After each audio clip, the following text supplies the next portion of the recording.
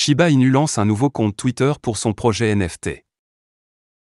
Hier, dans un tweet, l'éminente influente Shib Lucy a annoncé le lancement d'un nouveau compte Twitter pour le jeton non fongible Shiboshi de Shiba Inu. Le compte Twitter baptisé The Shiboshi a été créé hier par l'équipe Shiba Inu. Le compte a attiré une suite de membres de la communauté de Shiba Inu, y compris le développeur principal Shitoshi Kusama.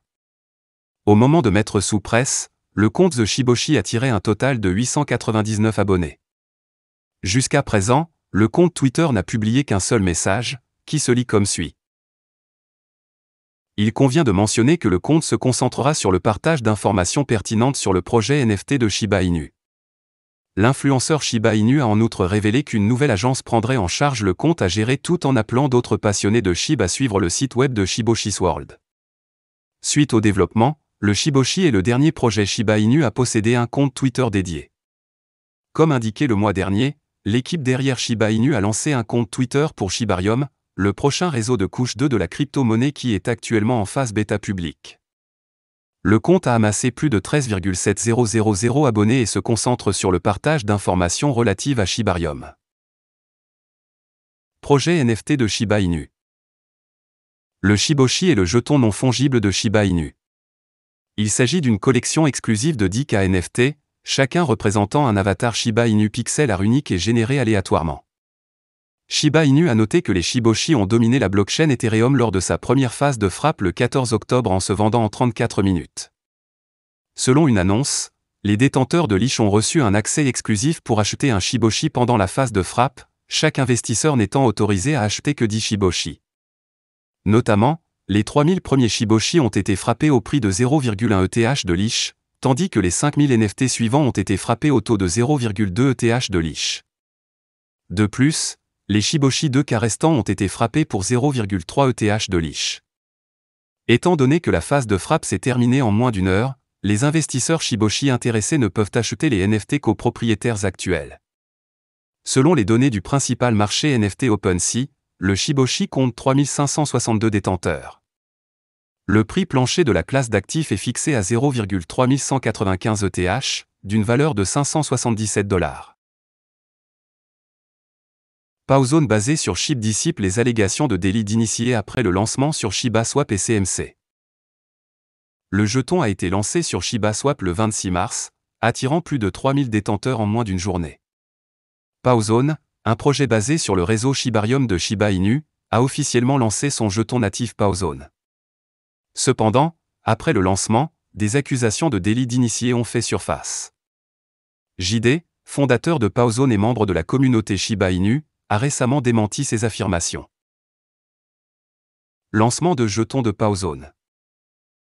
L'équipe Paozone a officiellement lancé le jeton il y a 2 jours sur ShibaSwap, l'échange décentralisé de Shiba Inu. Le lancement est intervenu près de 2 semaines après que l'équipe derrière le projet a annoncé des plans pour un lancement équitable imminent sur ShibaSwap. Peu de temps après le lancement, le jeton a connu une activité commerciale massive et une augmentation de la renommée. Notamment, la principale ressource de suivi des prix cryptographiques CoinMarketCap a répertorié l'actif moins d'un jour après son lancement. L'actif est actuellement sur les listes de surveillance de 458 utilisateurs CMC. Le jeton Paozone a également connu une augmentation rapide du nombre de détenteurs uniques, le nombre total de détenteurs ayant dépassé les 3000 seuils en moins de 24 heures. Le jeton compte désormais 3392 détenteurs. De plus, le volume des échanges est passé à $40 millions au 27 mars. Adresse JD Paozone FUD. Au milieu de la tournure haussière des événements, Défi Kraken, un membre pseudonyme de la communauté Shiba Inu, a attiré l'attention sur un prétendu stratagème de délit d'initié mené en parallèle avec le lancement du jeton Paozone. Il a souligné une transaction effectuée par une adresse de portefeuille non identifiée impliquant un grand volume de jetons Paozone. L'adresse avait acheté 28,4 milliards de jetons quelques minutes avant l'annonce. La divulgation a déclenché des spéculations sur les délits d'initié, déjouant le récit du lancement équitable. Répondant au FUD croissant, JD s'est adressé à Twitter aujourd'hui pour dissiper les allégations de délit d'initié. Il a dit qu'il devait atténuer les jetons et les allouer dans des contrats intelligents avant le lancement du jeton pour confondre les robots commerciaux. Cela souligne l'ampleur des efforts qu'il a déployés pour réduire les risques de délit d'initié. Il n'y a pas eu d'opération d'initié.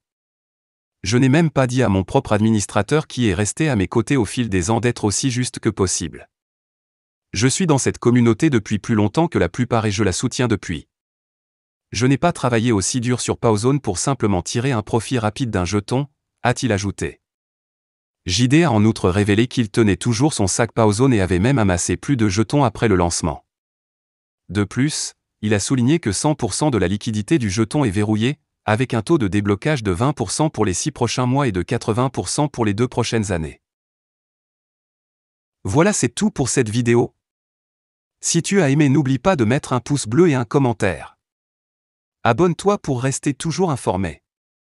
Et je vous dis à bientôt pour la prochaine vidéo crypto.